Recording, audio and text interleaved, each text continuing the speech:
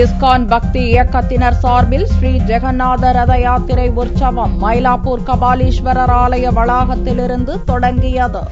ஒரிசா மாநிலத்தில் உள்ள பூரி ஜெகநாதரின் ஆலயம் மிகவும் பிரசித்தி பெற்றது. அந்த ஆலய தரிசன பலனை அனைத்து மக்களும் பெறும் வகையிலும் ஜெகநாதர் தசை விருந்தாவன பக்தர்களுடனும் ஸ்ரீமதி ராதாராணியுடன் மீண்டும் இணைய ஏங்கிக் கொண்டிருப்பதை உணர்த்தும் நிகழ்ச்சியாகவும் உலகம் முழுவதும் பல்வேறு நாடுகளில் ரத யாத்திரை உற்சவம் நடத்தப்படுகிறது. ஜெகநாதரை உற்சாகமூட்டி பக்தர்களை சந்திக்க செய்வதற்காக இந்த உற்சவம் நடத்தப்படுகிறது.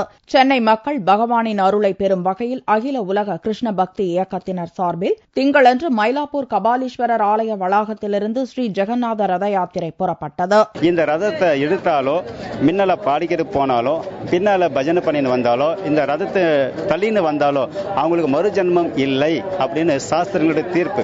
பல ரூபத்தில் நம்ம கஷ்டப்பட்டுக்கிட்டு இருக்கிறோம். இந்த கஷ்டத்தில் நம்மளை காப்பாற்றுறதுக்காக தான் இந்த ஜெகநாதர் நமக்கு தெரு தெருவா தரிசனத்தை கொடுக்கிறார். சென்னையின் பல்வேறு முக்கிய வீதிகளில் வலம் வந்த ரதம் கடைசியாக சேத்துப்பட்டில் சென்றடைகிறது.